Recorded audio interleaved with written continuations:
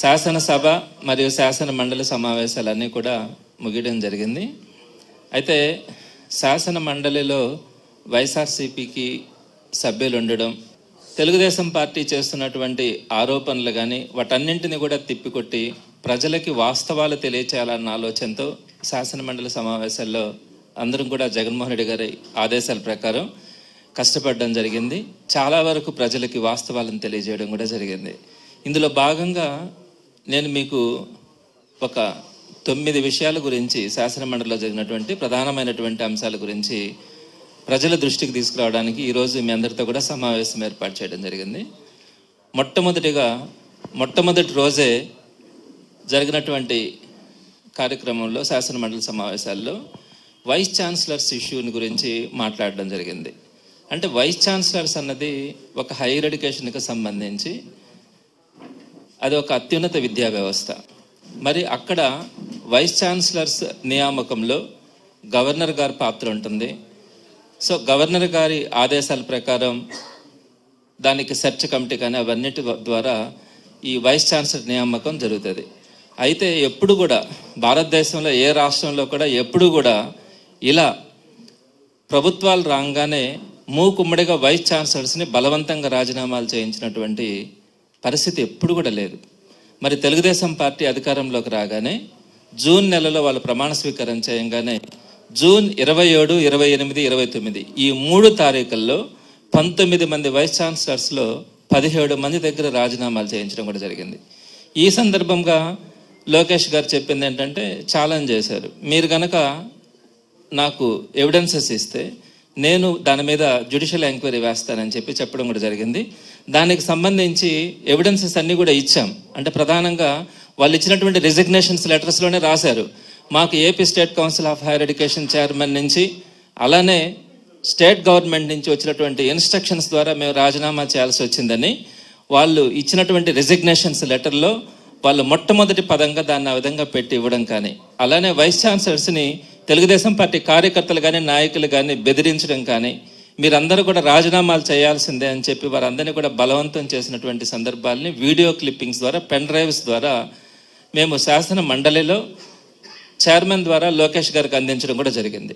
అయితే ఏదైతే చెప్పినారో నేను జ్యుడిషియరీ ఎంక్వైరీ వేస్తానని చెప్పినారో మేము అన్ని ఆధారాలు వాళ్ళకి శాసన మండలిలోనే వారికి సబ్మిట్ చేసినా కూడా ఈ రోజుకి కూడా ఏ విధమైనటువంటి విచారణ కూడా దాని మీద వేయకపోవడం అన్నది ప్రజలందరూ కూడా గమనించాలి. ఏ విధంగా జరుగుతూ ఉంది, ఏ విధంగా బెదిరింపులు ఉన్నాయి, ఏ స్థాయిలో బెదిరింపులు ఉన్నాయి, ప్రజల్ని ఎలా చేస్తూ ఉన్నారు అన్నది మీరందరూ కూడా ఆలోచించుకోవాలి. మరి వారు చెప్పినటువంటిదే ఏదైతే అందరూ కూడా శాసనసభ శాసన మండలి అంటే అక్కడ ఒక పద్ధతిగా జరుగుతాయి, అక్కడ చెప్పినటువంటి మాటకు ఒక స్పష్టత ఉంటుంది అని చెప్పినటువంటి మాటకు కూడా ఈరోజు విలువ లేకుండా పోయింది. ఇకపోతే రెండో పాయింట్ ఫీజు రియంబర్స్మెంట్ గురించి శాసనసభలో కానీ శాసన మండలిలో కానీ లోకేష్ గారు చెప్పినటువంటి పదం 4100 కోట్ల రూపాయలని జగన్మోహన్ రెడ్డి గారు బకాయిలు పెట్టెళ్ళారు. ఈరోజు పిల్లలందరూ కూడా ఆ కారణం వల్ల ఇబ్బంది పడుతూ ఉన్నారని చెప్పడం కూడా జరిగింది. సో దీనికి సంబంధించినటువంటి ఎవిడెన్సెస్ను కూడా శాసన మండలిలో నేను సబ్మిట్ చేస్తాను. నేను అడిగిన ప్రశ్నకు సమాధానంగానే ఈ ఇష్యూస్ కూడా వచ్చినాయి. ఏం చెప్తున్నానంటే 2019కి ముందు తెలుగుదేశం పార్టీ అధికారంలో ఉంది. వారు 1 సంవత్సరం పాటు ఫీజు రియంబర్స్మెంట్ ₹1 కూడా విడుదల చేయకపోతే 1880 కోట్ల రూపాయలని 2018-19 బకాయిల్ని ఒకే రోజు 28/4/2020న వాళ్ళు పెట్టినటువంటి 1 year బకాయిల్ని జగన్మోహన్ రెడ్డి గారు సింగిల్ డే రిలీజ్ చేసినారు. అదేవిధంగా ఆ రోజు దాకా ఉన్నటువంటి వైఎస్ఆర్సీపీ ప్రభుత్వం వచ్చిన తర్వాత వచ్చినటువంటి 2328 కోట్లను కూడా రిలీజ్ చేయడంతో పాటు ఆ రోజు నుంచి క్రమం తప్పకుండా ప్రతి 3 నెలలకు ఒకసారి మార్చి, మే, ఆగస్ట్, నవంబర్ ఈ 4 నెలల్లో 3 నెలలకు ఒక్కొక్క క్వార్టర్ చొప్పున ఈ 4 నెలల్లో క్రమం తప్పకుండా 2020 నుంచి 2024 మార్చి దాకా ప్రతి 3 నెలలకు ఒకసారి ఫీజు రియంబర్స్మెంట్ని సుమారుగా 700 కోట్ల రూపాయలని ఇచ్చినటువంటి రిలీజ్ చేసినటువంటి డేటాను కూడా వాళ్ళకి సబ్మిట్ చేయడం జరిగింది. ఇక్కడ 2024 మార్చి నెలలో కూడా 2024 మార్చి 1వ తారీఖున ఫీజు రియంబర్స్మెంట్ బకాయిని ఆయన ఫీజు రియంబర్స్మెంట్ అమౌంట్ని రిలీజ్ చేయడం జరిగింది. ఆ తర్వాత 2024 మేలో కానీ, ఆగస్టులో కానీ, నవంబర్లో కానీ ఈ 3 క్వార్టర్స్ రిలీజ్ చేయాలంటే జూన్లో ప్రభుత్వం మారిపోయింది, మేలోకి వచ్చేటప్పటికి ఎలక్షన్ నోటిఫికేషన్ ఉంది. కాబట్టి ఈ 3 ఫీజు రియంబర్స్మెంట్స్ని ఇవ్వడానికి ఈ 3 నెలలు ప్రభుత్వం మారిపోయింది. కాబట్టి ఆ ప్రభుత్వం మారిన తర్వాత టీడీపీ వాళ్ళు ఇవ్వాలి, ₹1 కూడా ఇవ్వాల. అలానే 2024-25 సంవత్సరానికి సంబంధించి సుమారుగా 2,800 కోట్ల రూపాయలు రిలీజ్ చేయాల్సి ఉంటే కేవలం 788 కోట్ల రూపాయలు మాత్రమే రిలీజ్ చేస్తున్నారు. మిగతా 3 క్వార్టర్స్ పెండింగ్ ఉన్నాయి. అంటే 2023-24కి సంబంధించి 3 క్వార్టర్సు, 24-25కి సంబంధించిన 3 క్వార్టర్సు, మొత్తం 6 క్వార్టర్స్కి సంబంధించి 5,252 కోట్ల రూపాయలని వాళ్ళు రిలీజ్ చేయాల్సి ఉంటే ఇవన్నీ కూడా ఈరోజు పెండింగ్స్ ఉన్నాయి. అదేవిధంగా వసతి దీవెన, పిల్లలందరూ కూడా బయట రూమ్స్ తీసుకొని ఉంటారు. దానికి సంబంధించి జగన్మోహన్ రెడ్డి గారు ఒక్కొక్క పిల్లోడికి 10,000 రూపాయల నుంచి 20,000 రూపాయల వరకు కూడా వసతి దీవెన కింద కోర్సెస్ని బట్టి ఇవ్వడం జరుగుతుంది. అయితే ఆయన ఎవ్రీ ఇయర్ ఏప్రిల్లో 1,000 కోట్ల రూపాయలు, సుమారుగా పిల్లల్ని బట్టి ఒక 10 కోట్ల అటో ఇటో 1,000 కోట్ల రూపాయలని క్రమం తప్పకుండా ఎవ్రీ ఇయర్ ఏప్రిల్ నెలలో ఆయన 1,000 కోట్ల రూపాయలను వసతి దీవెన కింద రిలీజ్ చేసినటువంటి డేటాను కూడా ఇవ్వడం జరిగింది. 2020లో అయితే ఫిబ్రవరి 24, 21లో ఫిబ్రవరి 28, 22లో ఏప్రిల్ 8, 23లో ఏప్రిల్ 27, ఇలా ప్రతి సంవత్సరం కూడా ఏప్రిల్ నెలలో ఆయన వసతి దీవెన రిలీజ్ చేసినారు. అయితే 2024లో ఎలక్షన్ నోటిఫికేషన్ వచ్చిన తర్వాత ఏప్రిల్ నెలది ఒకటి పెండింగ్ ఉంది. ఇంకో 4 రోజులు పోతే మళ్ళీ ఏప్రిల్ నెల ఒకటి వస్తుంది. ఆ ఏప్రిల్ది తెలుగుదేశం పార్టీ పే చేయాలి, చేయలా. ఈ ఏప్రిల్ది తెలుగుదేశం పార్టీ పే చేయాలి, ఎంతవరకు దాని గురించి ఆలోచనే లేదు. ఇవి ఒక 2,000 కోట్ల రూపాయలు. మొత్తం వసతి దీవెనకు సంబంధించి 2,000 కోట్ల రూపాయల్లో ₹2 కూడా ఈ రోజు వరకు రిలీజ్ చేయాలి. అవి ఒక 5,400 కోట్లు, ఇవి ఒక 2,000 కోట్లు, 7,400 కోట్ల రూపాయలు ఈ రోజు పెండింగ్స్ ఉన్నాయి. జగన్మోహన్ రెడ్డి గారు మీరు ఒకసారి ఆలోచించండి. బటన్ నొక్కుతా ఉన్నారని ఎంత వెటకరంగా మాట్లాడేవాళ్ళు. ఎవ్రీ 3 మంత్స్కి ఒకసారి వసతి దీవెన కానీ విద్యా దీవెన కానీ వీటన్నింటినీ కూడా క్రమం తప్పకుండా ఎక్కడ బ్యాలెన్స్ లేకుండా కూడా షెడ్యూల్ ప్రకారం ₹1 కూడా పెండింగ్ లేకుండా జగన్మోహన్ రెడ్డి గారు ఫీజు రియంబర్స్మెంట్ కానీ వసతి దీవెన కానీ విడుదల చేసినటువంటి ఘనత ఇప్పటి వరకు ఎప్పుడు లేదు. జగన్మోహన్ రెడ్డి గారు ఆ విధంగా పే చేశారు. మరి ఈరోజు వీళ్ళు పే చేయకుండా ఎంతసేపు జగన్మోహన్ రెడ్డి గారి మీద అబద్ధాలు చెప్పడానికి 4,000 కోట్ల రూపాయల బకాయిలు ఉన్నాయని చెప్పి నిందలేయడానికి ప్రయత్నించినప్పుడు ఆధారాలతో సహా వారికి ఇచ్చినాం. దాని మీద కూడా వారు ఎటువంటి మాటలు మాట్లాడలేకపోయినారు. ఇకపోతే 3వ విషయం, లోకేష్ గారు ప్రధానంగా చెప్పినటువంటి అంశం ఏంటంటే 13 లక్షల మంది, చాలా ఇంపార్టెంట్ పాయింట్, 13 లక్షల మంది గవర్నమెంట్ ఎడ్యుకేషన్ స్కూల్స్లో నుంచి పిల్లలందరూ కూడా డ్రాప్ అయినారు. దీనికి వైఎస్ఆర్సీపీ ప్రభుత్వమే కారణం. అంటే రాష్ట్రంలో 13 లక్షల మంది విద్యార్థులు ప్రభుత్వ స్కూల్స్లో నుంచి డ్రాప్ కావడానికి వైఎస్ఆర్సీపీ కారణమని ఒక పెద్ద ఆరోపణ చేస్తున్నారు. మీరు ఒక్కసారి ఆలోచించండి, జగన్మోహన్ రెడ్డి గారు ఏం పాపం చేస్తున్నారు మీకు తెలుసు కదా. గవర్నమెంట్ స్కూల్స్ మనం చదువుకునేటప్పుడు ఎట్టున్నాయి, ఈరోజు గవర్నమెంట్ స్కూల్స్ ఎట్టున్నాయి. నాడు నేడు ద్వారా సుమారుగా 45,000 స్కూల్స్ని ఒక అద్భుతంగా తీర్చిదిద్దినారే. అందుకు డ్రాప్ అవుతారా 13 లక్షల మంది? వారందరికీ కూడా చక్కగా అంతకుముందు లేవు ఫ్యాన్స్ కానీ, లైట్స్ కానీ, ఫర్నిచర్, డ్యూయల్ డెస్క్లు, పిల్లలందరూ కూడా చక్కగా మంచినీళ్ళు తాగాలి. అంతకుముందు ట్యాప్ వాటర్ కూడా దొరికేటివి కాదు. ఈరోజు ప్రతి స్కూల్లో కూడా ఆర్ఓ సిస్టమ్స్ పెట్టాం, యూవీ సిస్టమ్స్ కూడా కాదు. ఈ ఆర్ఓ సిస్టమ్స్ పెట్టి వారందరికీ కూడా టీచర్స్కి అందరికీ మంచినీటి సదుపాయం ఏర్పాటు చేసినాం. అందుకు పిల్లలు డ్రాప్ అవుతారా? అలానే టాయిలెట్స్ మీరు చూడండి, మన ఇళ్లలో కంటే కూడా అద్భుతంగా ఈరోజు ప్రతి గవర్నమెంట్ స్కూల్స్లో కూడా అద్భుతంగా మార్బుల్స్ వేసి, గ్రానైట్స్ వేసి, టైల్స్తో వాటన్నిటిని కూడా టాయిలెట్స్ని అద్భుతంగా వాటన్నిటిని కూడా ఏర్పాటు చేస్తున్నారు. అదేవిధంగా పిల్లలందరికీ కూడా అంతకుముందు ఎలా ఉన్నాయి, గోడ మీద నల్ల పెయింట్ వేస్తే దాని మీద ఐవార్లందరూ కూడా టీచ్ చేసేవాళ్ళు. ఈరోజు అంతా కూడా గ్రీన్ బోర్డ్స్ ఉన్నాయి. అలానే ఐఎఫ్పి ప్యానల్ బోర్డ్స్, ఒక్కొక్క బోర్డు 2,70,000. లోయర్ క్లాసెస్కి అయితే స్మార్ట్ టీవీలు, ప్రతి క్లాస్లో కూడా స్మార్ట్ టీవీలు పెట్టారు. ప్రతి పిల్లోడికి కూడా బైజూస్ ట్యాబ్ ఇచ్చారు. సో ఇంత కాంపౌండ్ వాల్స్ పెట్టారు. మిడ్ డే మీల్స్, అంతకుముందు ఎలా ఉంది, మెనూ అసలు లేదు కదా, ఏదో భోజనం అట్లా పెట్టడం, ఒక కూర వేయడం ఉండేది. కానీ ఈరోజు చక్కగా రోజుకొక మెనూ ద్వారా కోడిగుడ్డు ఇవ్వడం కానీ, ఇవన్నిటిని కూడా అద్భుతంగా మిడ్ డే మీల్ సుమారుగా 44 లక్షల మంది పిల్లలకి ప్రతిరోజు మిడ్ డే మీల్ పెడతా ఉన్నాం. అలానే పిల్లలు ఇంకా బాగుండాలని రాగి జావా ఇస్తా ఉన్నాం.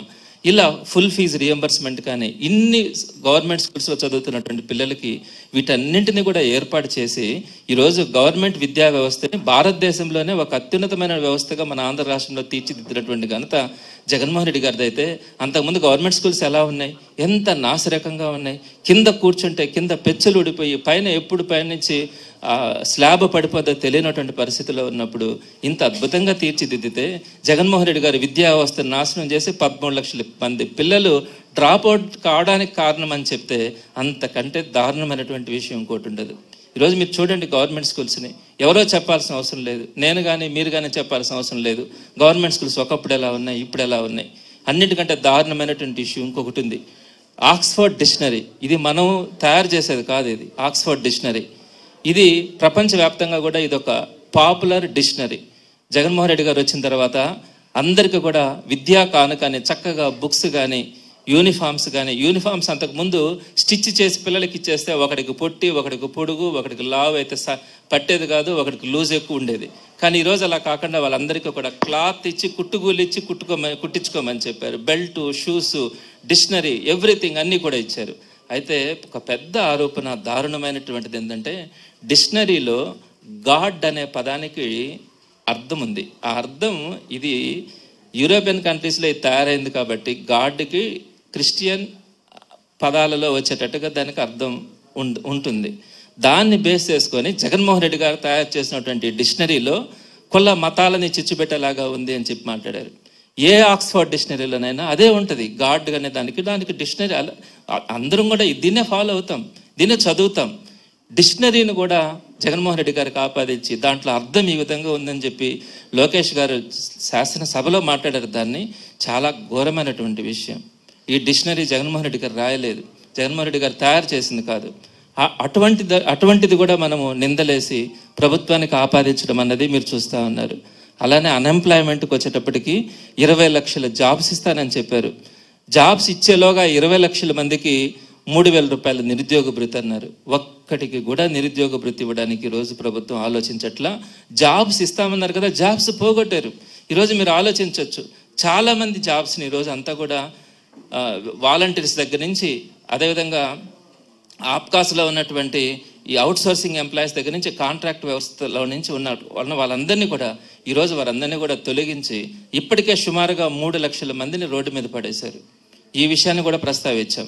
దానికి ఏం చెప్తారు, మీ ప్రభుత్వంలో సంక్షేమం జరిగింది కానీ ఉద్యోగాలు జరగలేదని చెప్పారు. దానికి కూడా డేటా ఇచ్చాం.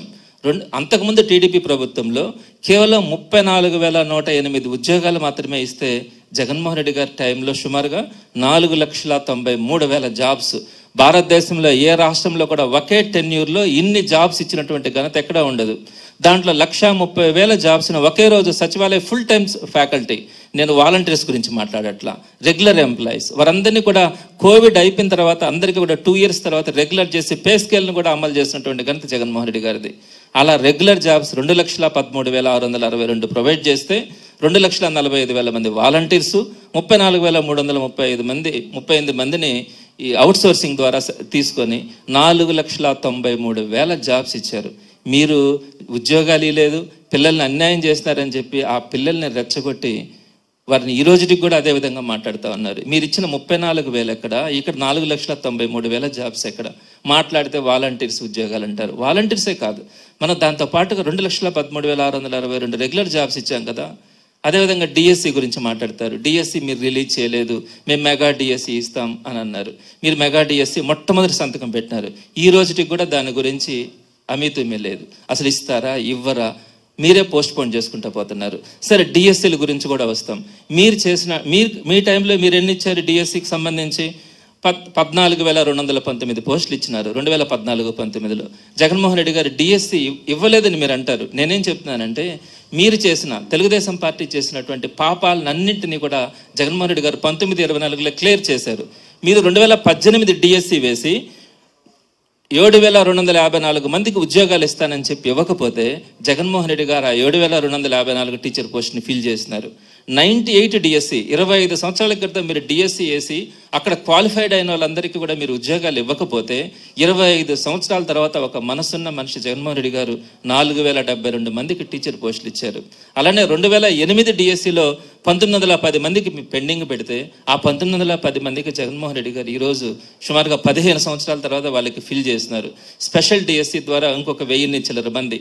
ఈ విధంగా వేసుకుంటే మీరు చేసినటువంటి ఇవన్నిటిని కూడా జనాలను ఇబ్బంది పెడితే 14,264 టీచర్ పోస్టులు ఇవ్వడం, అదే కాకుండా 6,100 మందికి చివరిలో ఒక డిఎస్సిని కూడా వేస్తే మీరు దాన్ని ఆపించినారు మళ్ళీ కోర్టుకు వెళ్ళి. సో ఇలా 20,000 డిఎస్సి పోస్టులు మేము చెప్పుకోలేకపోయినాం. మీరు అన్నీ కూడా ఏదైతే అబద్ధాలు చెప్పినారో, జనాలను నమ్మించడానికి భ్రమింపజేసినారో మీరు కొంత సక్సెస్ అయినారని చెప్పుకోవాలి. అలానే ఇంకొక విషయం కూడా చెప్తాను. క్యాంపస్ ఇంటర్వ్యూస్ కూడా 2018-19లో అంటే పిల్లకాయలకి ఫైనల్ ఇయర్లో క్యాంపస్ ఇంటర్వ్యూస్ జరుగుతాయి.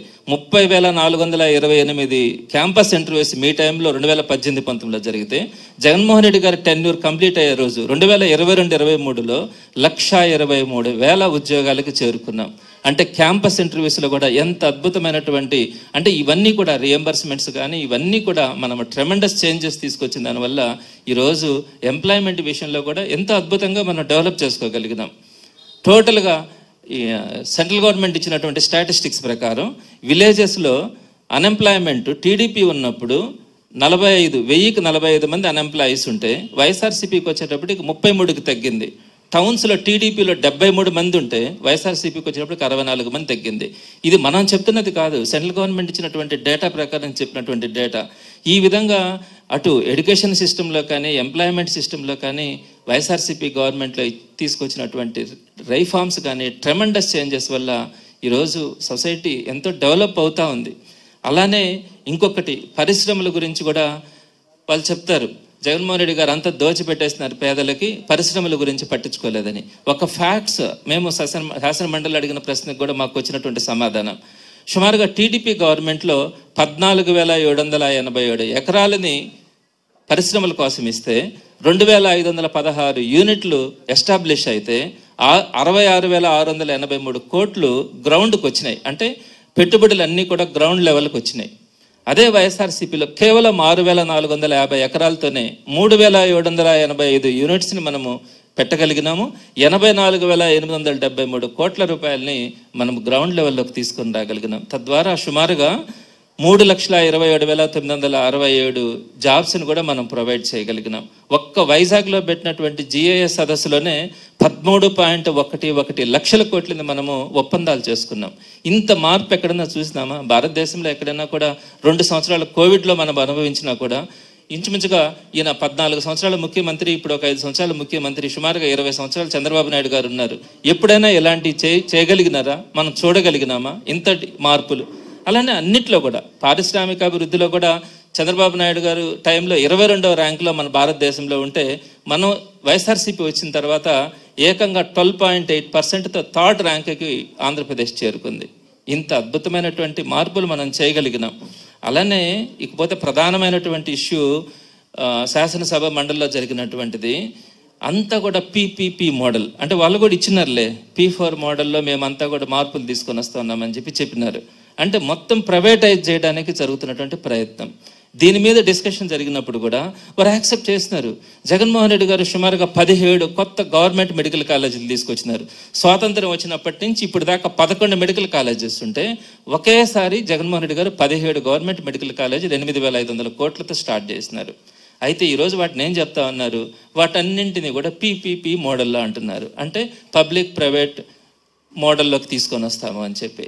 అంటే వీటన్నిటిని కూడా ప్రైవేటుకి తీసుకొచ్చిన తర్వాత కోట్ల రూపాయల్లో మనకు ఫీజులు చెల్లించే పరిస్థితి ఈరోజు ఆంధ్ర రాష్ట్ర ప్రజలకు ఉండదు. సో అదేవిధంగా రోడ్స్ని, పోర్ట్స్ని, వైన్ షాప్స్తో సహా ప్రతిదీ కూడా ప్రైవేటైజ్ చేయడానికి, పోర్ట్లు కూడా దాన్ని ప్రైవేటైజ్ చేయడానికి ఈరోజు జరుగుతూ ఉంది. మీరు ఒక్కసారి కనుక గమనిస్తే, ఒక చేంజ్ అన్నది గమనిస్తే, గవర్నమెంట్ సెక్టార్లో ఉన్నప్పుడు ప్రజలకి ఒక రీజనబుల్ ప్రైస్కి అన్నీ కూడా అందే అవకాశం ఉంటుంది. మీరు ఒకసారి చూడండి, ఆర్టీసీని గవర్నమెంట్ పరంగా తీసుకున్నారు జగన్మోహన్ రెడ్డి గారు. అంతకుముందు అదొక సపరేట్గా ఒక కార్పొరేషన్లో ఉంటే కొన్ని వేల కోట్ల రూపాయలు అప్పుల పాలవుతూ ఉంటే దాన్ని గవర్నమెంట్లోకి తీసుకొని 51,000 మంది ఆర్టీసీ ఎంప్లాయీస్కి ఒక భద్రత కల్పించి ఈరోజు ప్రతి పేదవాడికి కూడా ఆర్టీసీ బస్సు అనే సదుపాయాన్ని కంటిన్యూ చేయగలిగినారు. లేకపోతే 2 సంవత్సరాల కోవిడ్ వచ్చిన టైంలో శాలరీస్ ఇవ్వలేక ఆర్టీసీ బస్సులను అమ్మినా కూడా ఆర్టీసీ బతికుండేది కాదు, కార్పొరేషన్ ఎత్తిపోయి ఉండేది. అలాంటి పరిస్థితుల్లో జగన్మోహన్ రెడ్డి గారు దాన్ని అంతా కూడా గవర్నమెంట్లోకి విలీనం చేసుకొని ఈరోజు ఆర్టీసీ వ్యవస్థను కాపాడి 51,000 మందిని ఉద్యోగస్తుల్ని కానీ పబ్లిక్కి కానీ దాన్ని అందుబాటులో ఉంచగలిగినారు. అలానే ఎయిడెడ్ విద్యా వ్యవస్థ, సుమారుగా 4,000 చిల్లర మంది ఎయిడెడ్ ఎంప్లాయీస్ ఉంటే ఎయిడెడ్ విద్యా వ్యవస్థను కూడా గవర్నమెంట్లోకి తీసుకున్నారు. అలానే వైద్య విధాన పరిషత్, గవర్నమెంట్ హాస్పిటల్స్ ఉంటాయి కదా, వాటిలో సుమారుగా 10,700 మంది వైద్య విధాన పరిషత్తులో పనిచేస్తూ ఉంటే వాటన్నింటినీ కూడా గవర్నమెంట్లోకి తీసుకొని దాన్ని సేవ్ చేసినారు. ఇలా అన్నింటినీ కూడా గవర్నమెంట్లోకి తీసుకొని పేద ప్రజలకు అందుబాటులో ఉండాలి అన్న తపన పడినటువంటి జగన్మోహన్ రెడ్డి గారు ఈరోజు దానికి భిన్నంగా కాలేజెస్ దగ్గర నుంచి ప్రతిదీ కూడా ప్రైవేటు పరం చేసి అన్నింటినీ కూడా ప్రైవేటు వాళ్ళ చేతుల్లో పెట్టడానికి ఈరోజు ప్రయత్నిస్తూ ఉన్నారు. అదే కాకుండా వాళ్ళ కొన్ని చేతుల్లోనే, కొంతమంది చేతుల్లోనే ఈ వ్యవస్థలన్నింటినీ కూడా పెట్టుకోవడం వల్ల పేద ప్రజలకి చాలా ఇబ్బందులు పడే పరిస్థితి కూడా మనకు కనపడతా ఉంది. అలానే ఇకపోతే చివరిగా నేను మీకు ఇంకొక పాయింట్ చెప్తాను. మేము చివరి రోజు అడిగినటువంటి ప్రశ్న ఇది, ఆంధ్ర రాష్ట్రంలో ఉన్నటువంటి అప్పుల గురించి ఒక డేటా కావాలా అని చెప్పి అడిగితే దాని గురించి మీకు ఒక మాట చెప్తాను. వాళ్ళు ఇచ్చినటువంటి మేనిఫెస్టోలో 14 లక్షల కోట్ల రూపాయలు అప్పులు ఉన్నాయని చెప్పి 13 లక్షల కోట్లు, వాళ్ళు చెప్పింది 14 లక్షలు, ఇక్కడ మీకు రాశారు. ఇది వాళ్ళు ఇచ్చినటువంటి మేనిఫెస్టో. ఈ మేనిఫెస్టోలోనే 13 లక్షల కోట్లు అప్పులు చేసినాడు జగన్మోహన్ రెడ్డి అని చెప్పి దీంట్లో రాశారు. జనాలు నమ్మారు. ఇతర దేశాల్లో ఉండే వాళ్ళు కూడా అయ్యో రాష్ట్రం పాడైపోతుందేమో, పేద ప్రజలకు జగన్మోహన్ రెడ్డి గారు ఇంత విచ్చలవిడిగా ఇచ్చిన దానివల్ల రాష్ట్రం అప్పుల పాలైపోతుందేమోనని ప్రపంచవ్యాప్తంగా ఉన్నటువంటి ఆంధ్రులందరినీ కూడా భయపించారు. ఆ విధంగా మీడియాలో ఎక్స్పోజ్ చేశారు. 13 లక్షల కోట్ల అప్పులు చేశారని. నేను మీకు అందరికీ కూడా ఈ కాపీని ఏదైతే శాసన మండలిలో మాకు సబ్మిట్ చేసినారో, అప్పులు ఎంత ఉన్నాయన్నది వాళ్ళు మాకు ఇచ్చినారో, క్వశ్చన్కి ఆన్సర్ రూపంలో ఇచ్చినారో, మీ అందరికీ కూడా ఈ కాపీని మీడియా ద్వారా మీ గ్రూపుల్లో కూడా వేయడం జరుగుతుంది. దీంట్లో చెప్పినటువంటిది ఏంటి, 2012 జూన్ 2024కి అంతకుముందున్న చంద్రబాబు నాయుడు చేసినటువంటి అప్పు 3,06,952 కోట్లు.